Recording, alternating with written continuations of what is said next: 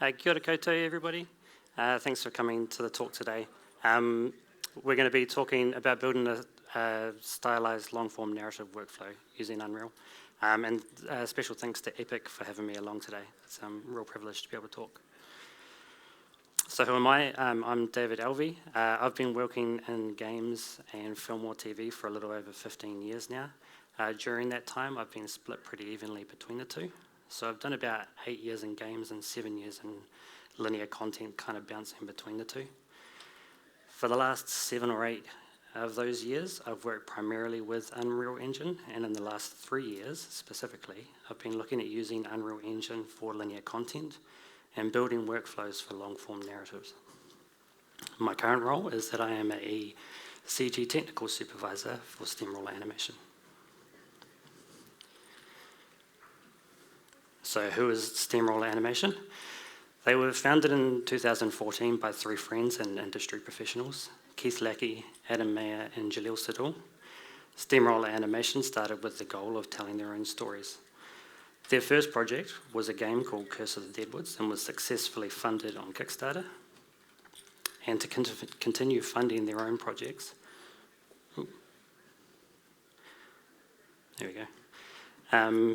continue funding their own stories and projects, Steamroller began working with other studios, providing animation services for feature films, VFX, and games. Steamroller's main office is in Mount Dora, which is in Florida. After the COVID pandemic hit, they adopted a remote workflow environment, and that allowed the studio to expand quite significantly. So now there are 2 additional locations. There's one in Mauritius and a new one in Vancouver. And there's over 250 Steammates now working across 39 countries worldwide. We have a complete animation pipeline in-house, and our creative command center leads the development of IP projects, which range from short films to feature-length and episodic animation. We have strong core values and comprehensive studio-wide support from a robust talent and culture team, and Steamroller empowers its people to pursue excellence in storytelling. Right now, we're developing a proprietary pipeline using Unreal to create the pilot episode for Spice Frontier. And so that's what we're going to look over a bunch of today. So Spice Frontier is a family-friendly science fiction adventure geared towards young adult demographic. In 2019, Steamroller released an 8-minute short film to widespread critical acclaim. It was developed primarily as a proof of concept, but the short would go on to win 35 awards in the short film circuit that year.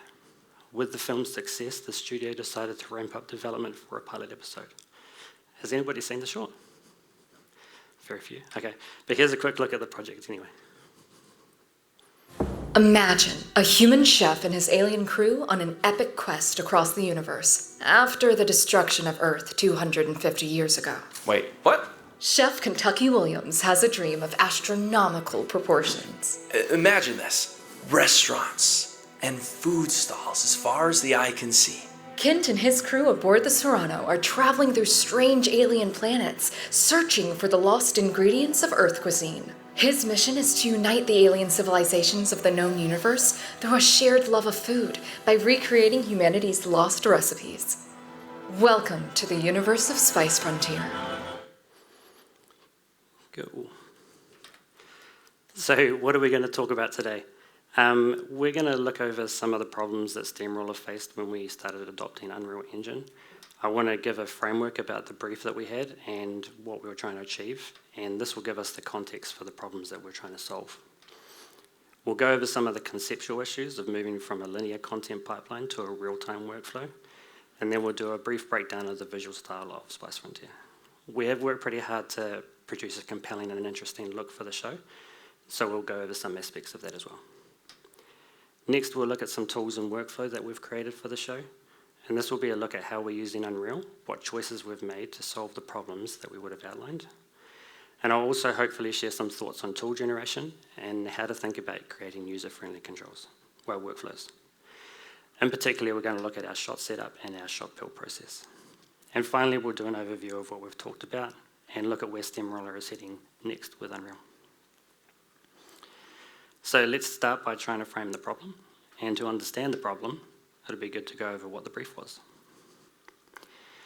A short for Spice Frontier has already been released, and it has a very specific style, so we need to build upon that look. Another part of the brief is to figure out what a full end-to-end pipeline for any long-form narrative content would look like, not just for Spice Frontier. And I do want to emphasize this point about long-form content, because it has had significant implications on our mentality when creating solutions to these problems. If we were to make it short again, we could, to a degree, get away with a certain amount of brute force, just to get it done. However, if we reframe the problem and look at scope, doing things this way is just not going to work for such a large project. By being clear that we are creating long-form content, it forced us to look at making things highly efficient in order to achieve our goal. On top of this, the decision was to make everything in Unreal Engine. So when we're looking at the brief, we can break it down into 3 categories. We need to achieve the visual goal, we need to build an efficient pipeline, and we need to do everything in Unreal. The first 2 we're going to look at specifically, but we're going to have a quick look at dealing with Unreal, and something that I think every studio adopting the engine to linear content will have to come across, or will have to face. Unreal is a great tool set for making games, but how do we make linear, a long-form narrative content with it? This road is less travelled, and so we need everyone to be open to a mind shift. And I want to explore this point a bit more, because it's important to be clear on this before we can effectively move forward with crafting helpful solutions. So on one side, we have a lot of people that are coming from traditional CG animation. These people have an amazing skill sets in the field of linear content, and a lot of the people that I've been working with recently fall into this category, but they're coming to Unreal. On the flip side, we have people that have come predominantly from real-time or games background. They bring with them a wealth of knowledge about real-time technology, and in our specific case, Unreal Engine. Because we're working with a real-time environment, the people that understand the underlying way that the engine works are invaluable. In many ways, there are overlapping skills. On the surface, we have models, textures, materials, lights, and effect systems. It all feels very familiar, but it is a bit of a trap. And this familiarity can lead people into a false sense of security. While the skill set can be quite transferable, when it comes to how an artist approaches solving a problem, things get a little bit more interesting. So if we have a look at the mindset, there is a section that overlaps between the 2. But equally, there are areas that don't overlap, and it's not always immediately obvious where this is. So just as a show of hands, I'm interested to see who we've got here. Does anybody kind of, in your work experience, fall into this animation artist, traditional CG kind of workflow? And who falls into the game artist kind of workflow? I'd be interested as well, do we have anyone that's kind of created linear content in Unreal and they kind of fit in the middle bracket? Cool. So for those people that have gone through this process, maybe you can kind of relate and understand what I'm talking about today. For anybody that hasn't, depending on which side of the fence you're on, the way of approaching the same problem can differ quite dramatically. And so when trying to work through these issues, the problem becomes where are the areas where our approaches differ, or where do our mindsets differ, and how do we resolve these differing approaches? You know, on one hand, apart from the industry people like us, the fact is that very few people are going to care that it was made in Unreal. They just want to see some cool content, right? But on the other hand, that doesn't change the fact that we have chosen to do it in Unreal, and that comes with certain constraints. So what we've got is this beautiful push and pull scenario where the 2 worlds are colliding. And coming full circle, for all of this to work, we need both sides to be open to a mind shift on how to make content. And in part, what I'm sharing today is the culmination of wrestling with these opposing forces. So, philosophical stuff out of the way, let's have a quick look at the visual style of Spice Frontier and what it is that we're trying to achieve. So this is a shot of Kent and Mod, 2 of our characters, and there's a bit going on here that makes up the visual style. I'd love to go through all of it, but unfortunately we don't have enough time. What we are going to do is we're going to have a look at Kent and how the character look is set up. Oh. Skipped too early. There we go. There are many people that have contributed to this. As I'm talking specifically about the Unreal side of things, I do want to quickly give a shout out to a few people. Christian Johnson is our CG supervisor, Antonino Scadrani is our lighting supervisor, and Frederick Fitzpatrick is our environment supervisor. They've done a lot of the heavy lifting when it comes to setting up the visual style for the project. So here we have the basis of the character. We start with an emissive material in Unreal, and this gives the start of the 2D graphic feel to our show. On the textures, we do have some shadows painted in. This gives the character some shape. It's subtle, but we don't want our character to be completely flat, so we do bake that into the texture. Next, we add in a directional rim outline. In this shot, we have 2 rims. The rim outline has a few different features that we need to consider. So it is a directional rim, and it's based on an old silhouette offset technique. And we have some standard art directable attributes like brightness and color. Lastly, we can control the vertical gradient of the rim. So you can see in this image that down the bottom it does fade off. Finally, we add hints of shadow and shape to the character through a gobo system. As our character uses an emissive material, we can't utilize Unreal standard light shadows. Instead, our gobo system allows us to project shadow texture onto the character, just like a real-world gobo. So here's the shot again, and you can see how all those different features tie everything together. The original short was rendered offline with a full compositing workflow. Now we're using Unreal.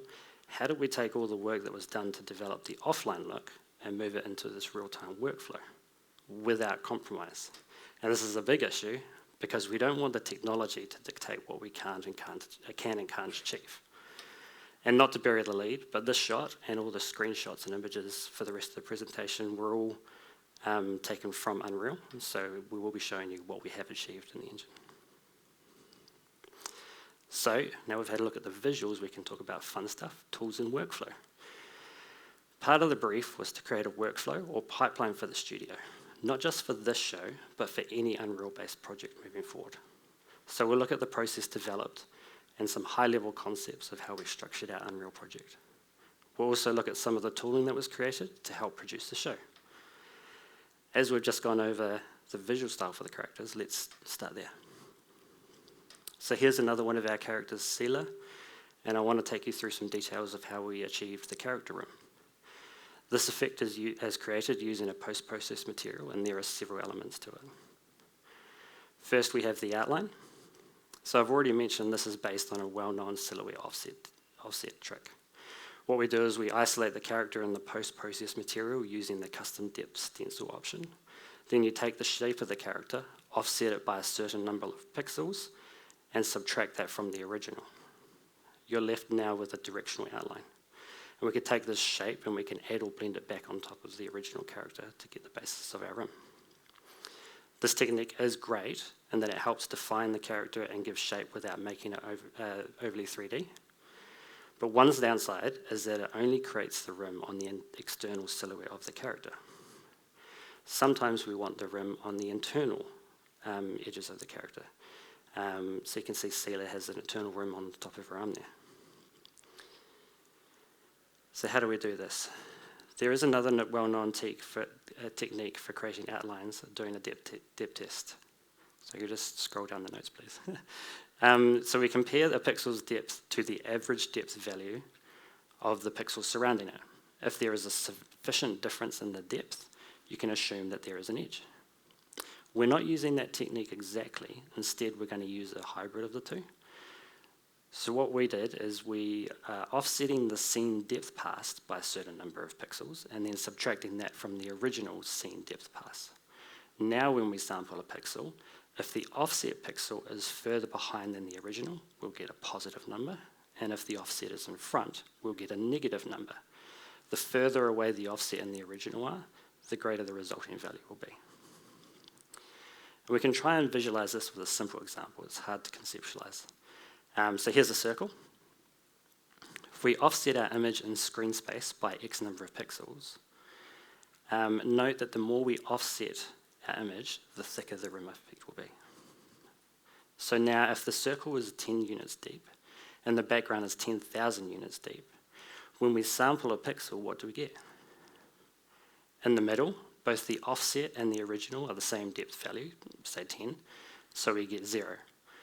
On a curved surface, the idea here is that you'll get a small difference in depth, so it would be a very low number. If we look at a pixel at the top left, the offset is at 10, but the original is at 10, but the offset value is at a distance of 10,000. So now we have a massive positive difference. And if we look at the bottom right, the offset is at 10 and the original is now at 10,000. So we get a massive negative number. We can discard any negative value as these represent depth disparity in the wrong direction. Then we can perform simple math operations to find a threshold, clamp the values, and we'll get our solid rim. We can also mask the effect so that it is only valid inside the original silhouette. Also, as all the internal pixels of our object now represent the distance between the original and the offset, when we define our threshold, any pixel that has a distance value greater than this threshold now becomes part of the rim. And that's how the internal edges are included in that rim.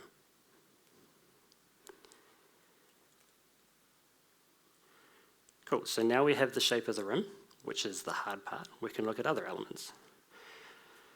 There are general look controls for the rim, like color, intensity, or brightness. These are all standard operations that can be done with simple math nodes and lerp functions. We just want to make sure that we're exposing these properties to the artists in a friendly and an efficient manner. And we're going to have a look at some of those tricks shortly. Finally, we've got the gradient. We can query a pixel's world position and then define a world Z value. Any pixel that is above this, we define as valid, and anything below is invalid. We also have controls to feather this transition. For various reasons, after this was initially set up, it was requested that we also have this control in screen space as well as world space. So in the post-process material, you have your image with UV coordinates, and it's the same concept. We set the rim to be valid if a pixel is above or below a certain V coordinate, again with feathering. And this is pretty simple functionality, but it highlights a key point. There are multiple ways to solve the problem, and so it's really important to make sure that the tools that are being developed are done so in a way that is flexible and helpful. We want the artist to focus on creativity and not technical things. So here's a look at how we set up the system for the rim light that follows that principle. So it's simple enough to add a post-process volume to the level. You add a post-process material to that volume in order to get the effect happening, and then you can use the custom depth stencil pass to control which actors the effect gets applied to. But what happens when we have multiple characters and you want each of those characters to be controlled separately? We've already established that what we're after is an efficient pipeline for long-form content, and we don't want artists to do a lot of setups or be confused about what is controlling what. So we can do this in multiple ways, but going back to our brief, how can the toolset be set up in the most efficient, intuitive manner for the artist? We want as little barrier to creativity as possible. In this case, the answer seems simple. I want to put the controls on the character. Are we able to select the character and have all the controls for that specific character's rim light on there? So that's what we did. You can see here our character blueprint has all the controls in the detail panel. Even better, we can expose all this functionality to Sequencer as well. One trick we used for our character blueprint is that we created a post-process component per character. This video is quickly going through setting that all up, and as it runs, I'll touch on a few points. So it is really small and going really fast. We add a post-process component to our character blueprint, and then this blueprint has functionality built specifically for that instance. And we can create a dynamic material instance of our post-process material and assign that to our post-process component. And now we have that dynamic material instance, we can create functionality to control all the properties in that material as we need. And then we expose this to the character blueprint. For example, we can create a variable called custom depth. The variable controls the custom depth stencil value on all the skeletal mesh components in our character. And it also adjusts the dynamic material instance to make sure that that post-process material is only affecting that stencil value. Having a unique post-process component per character is an example of something that isn't necessarily something you'd want to do for a game, but because we're not making a game, we can allow ourselves to stretch the engine in order to get that creative control. There are a few ways that we can expose functionality to the user. In the class defaults of a blueprint, there is this option, run construction script in sequencer. And what this does is it will force the construction script to run when sequencer changes something. On Spice Frontier, we are dynamically building the character using the construction script. So if we tick this option, our character is going to rebuild itself every frame. So this particular option isn't great for our process. Instead, what we're going to look at is blueprint setters. So to do this, what we do is we create a variable in our blueprint. There is an option to expose it to cinematics, and this exposes the variable to the cinematics timeline. You also, I didn't put it here, but you need to make sure it's instance editable as well. So now, if we had that run construction script on sequencer on, that would be what you need to do, right? You change this and the construction script runs. But because we don't, currently setting this value in sequencer is going to do nothing. And for this, what we need to do is create a corresponding setter function. Setter functions are common functionality in a lot of programming languages, and there is some documentation for it online if you want to go and look up that more. So here what we will want to do is we want to create a function on our blueprint that is called set, followed by the name of the variable. And this following bit, we need to make sure that matches the name of the variable exactly. So you do need to be careful about how you name your properties or variables. In the blueprint details for the function, we need to tick, there you go, we need to tick on call an editor, and we also need to create an input that matches the type of the variable. The name of this input doesn't really matter, but the type needs to match the variable that we're setting exactly. We also need to make sure that we don't add any additional inputs to this function, just has to be that one. And then finally, we create the functionality for the setter. Setter functions intercept Unreal's setting the property value. So the first thing we need to do is make sure that we store that value to our variable. Then once this is done, we can create functionality, any functionality that is desired. In this case is a really simple example. All it's doing is setting one property on our dynamic material instance. But you can create any logic that you want in here. So now this property will be exposed to sequencer, and when sequencer updates this property, only the setter function runs. The whole construction script doesn't run. So we're going to continue to look at some more character setup stuff. Earlier I was talking about workflows that VFX animations are used to and ones that the game artists are used to. And we came across a few when we were trying to set up character workflow in Unreal. One of the main ones was versioning. When using Unreal, especially for games, it's a common practice to import the character once, and then when you need to make an update to that character, you re-import it, but you only ever have one representation of that character. Our animators and riggers, most of who come from traditional CG animation backgrounds, have a different take on this. When you're animating a show, it's extremely common, and you would probably say necessary, that the rig updates as the show progresses. As new shots are worked on, the rig needs to have modifications to account for these. But we don't want to go back and re-author all the animations that have already been signed off by the director, so we need to start versioning. So here we have one of those conflicts in mentality. How can we approach this idea of character versioning? Whilst we're talking about characters, I also want to mention variants. Variance as a term probably means different things to different people. For our purpose, a variant is a different representation of the same character. We won't be going into specifics of this setup, but we do need to account for it. The last element that we need to consider is when you want to set visibility or functionality on a certain part of the character within that variation. And we call these components. So now we can frame the problem. How do we build our character workflow? We want to have a representation of our character, which we can change both a version and a variant. And as well as this, we want to be able to have control over components within that character. So can we do this while staying memory efficient and user-friendly? For our solution, we start with the representation of our character, which is a blueprint. Within this character, we hold different variant representations. For us, these are stored as data assets and they're linked to the character blueprint. Inside the variant, we create versions, and each version has a list of components which are skeletal mesh assets. For each rig version, we export out multiple FBX files from Maya, and these are imported into Unreal under the same shared skeleton. So all of this becomes a lot of data to handle, and we don't want to load all of this into a memory whenever we spawn a character. So as I mentioned before, our character system is created so that the representation of that character is dynamically built. We link the skeletal mesh assets through soft object paths and only load the ones required for the specific version and variant. So what does that look like in Engine? This is an example of the character-specific blueprint, which is a child of our project character blueprint. So in this case, it's actually just a data blueprint. Under the setup section, we can assign our variant data assets. And then in controls, we have settings for variation and version. These are drop-down boxes. These options are dynamically populated by what the contents of the data asset holds. And small usability tweaks, like providing a drop-down box instead of manually entering in data, are big wins for efficiency.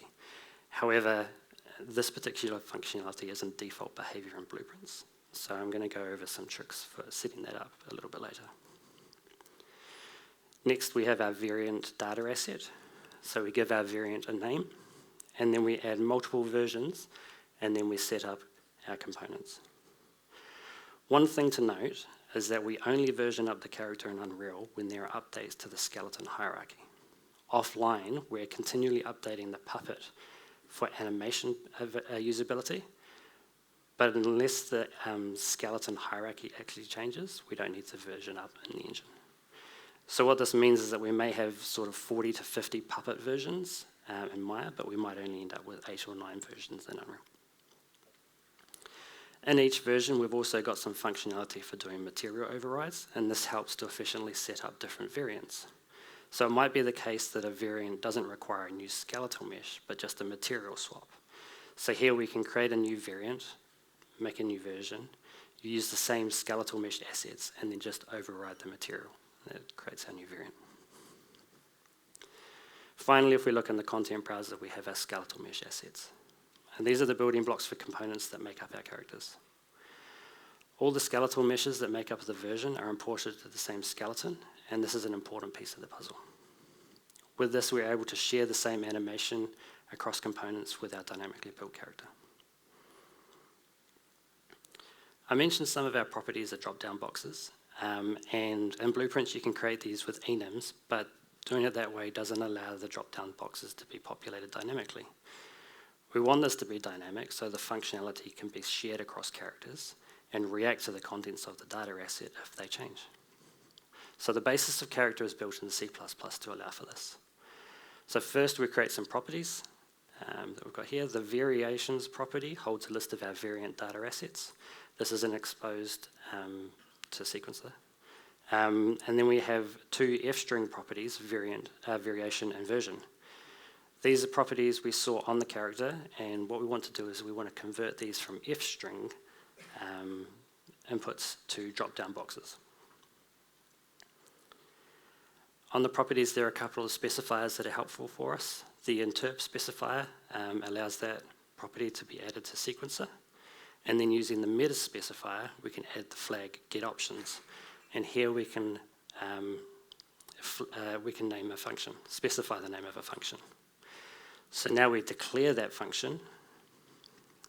We need to have the function return a t-array of the property type, and in our case, that's a t-array of f-strings.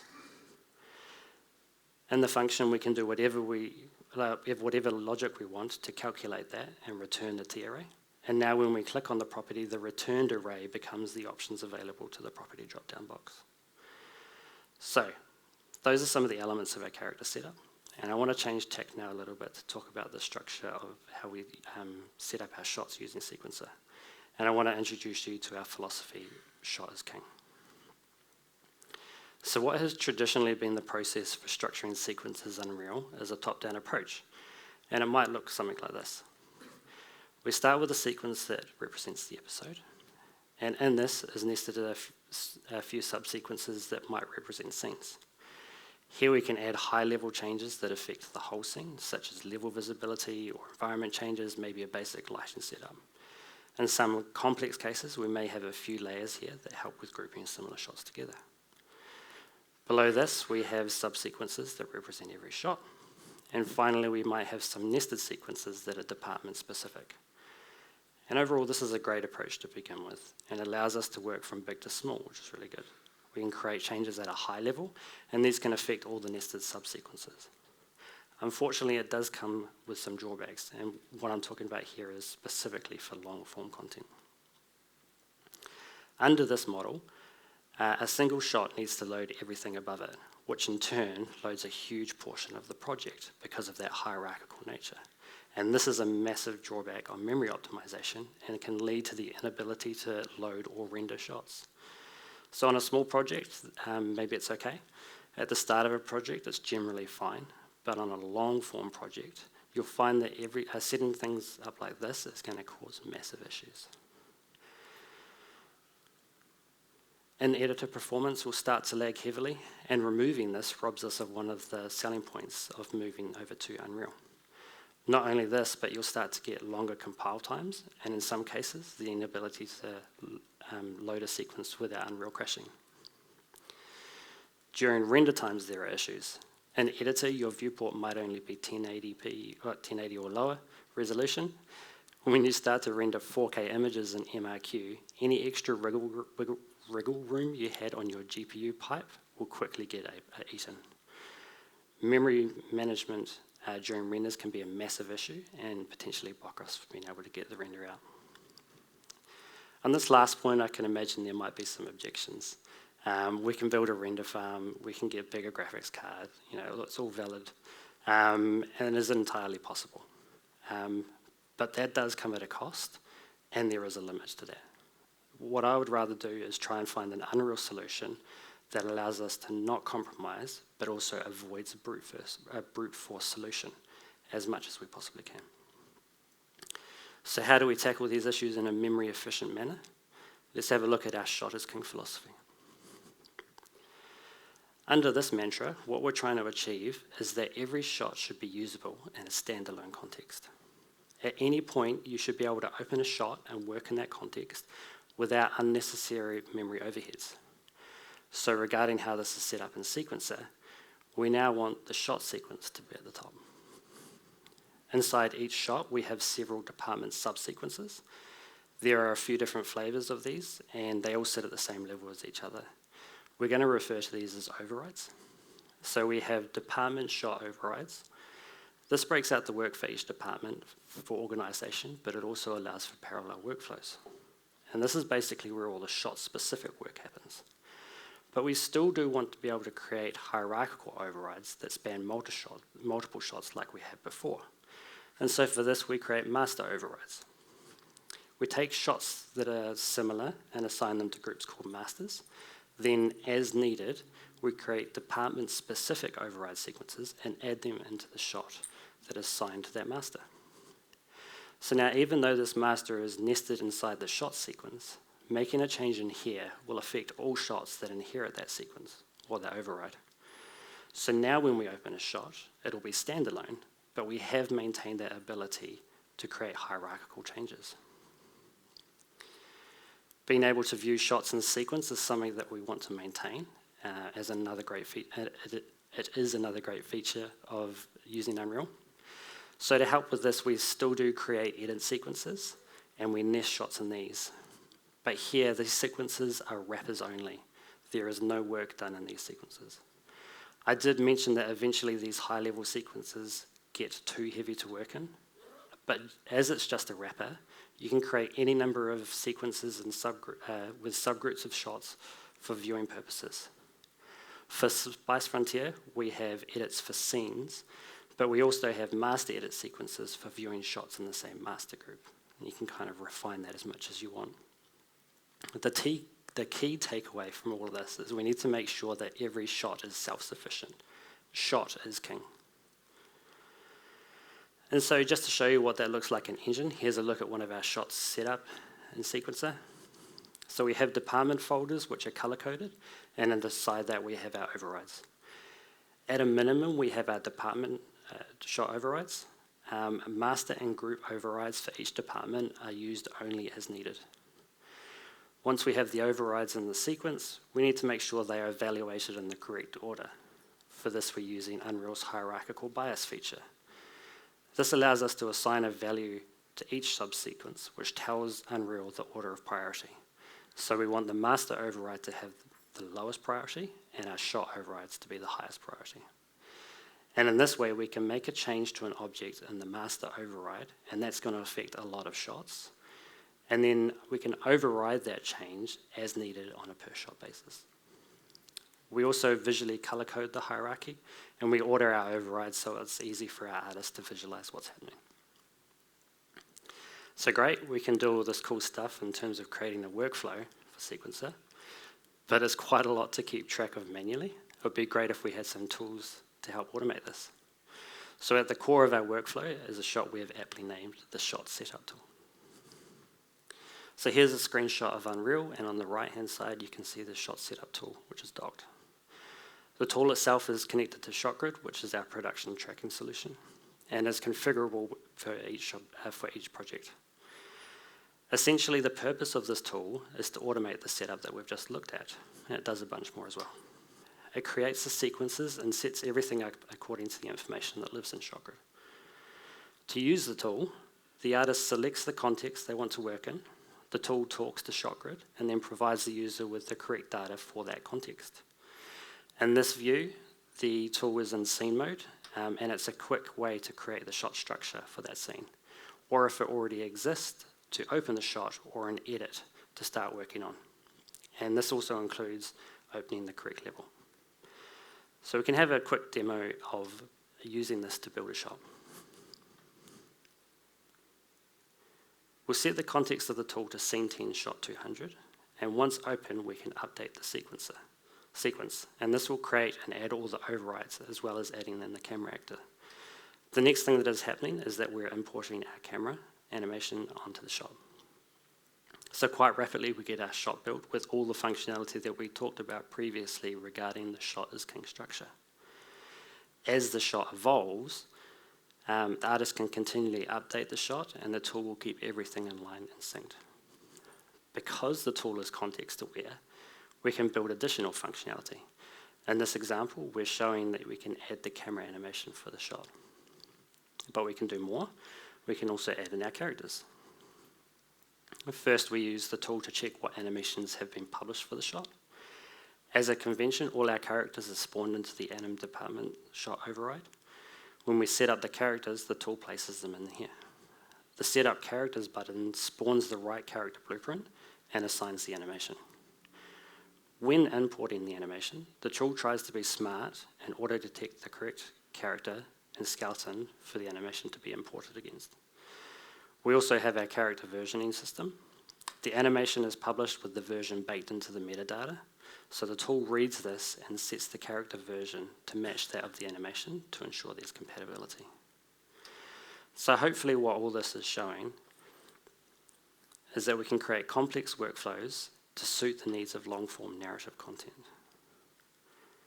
And then, using inbuilt Unreal functionality, create toolsets to automate tedious, human error-prone tasks and allow our artists to focus more on the creative work than the technical.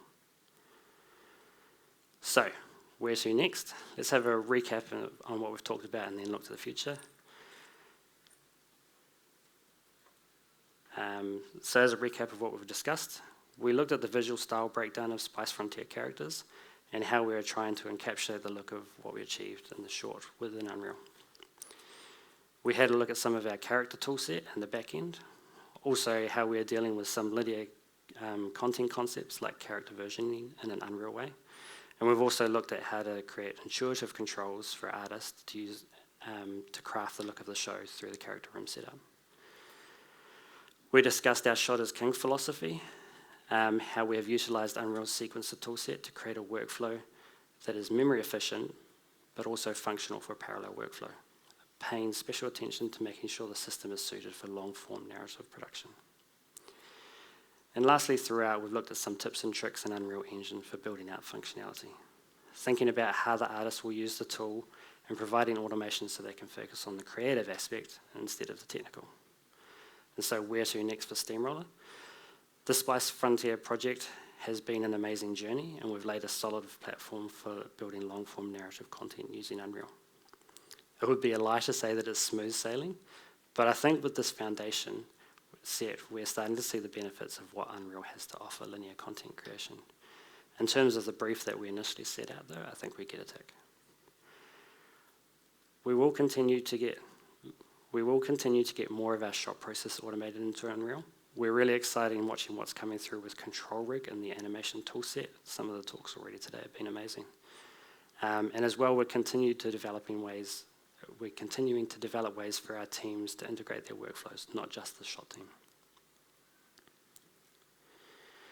We want to continue to explore where Unreal can help us outside of the core production pipeline. How can we integrate the layout and story team better into the system? How can we include editorial? And a lot of this is looking at how we can leverage real-time nature of the engine and continue to evolve traditional processes. Lastly, we're excited about approaching the different visual styles using the engine. Spice Frontier has a specific style, and we've learned a lot putting it together. But Steamroller has numerous other IP in the works that all have their own visual styles. As we move forward, we want to take the tools and approaches that we've learned on Spice and use them to realize these other projects without compromise. Cool. So that's it from me. Thank you very much, and I hope you enjoyed the talk.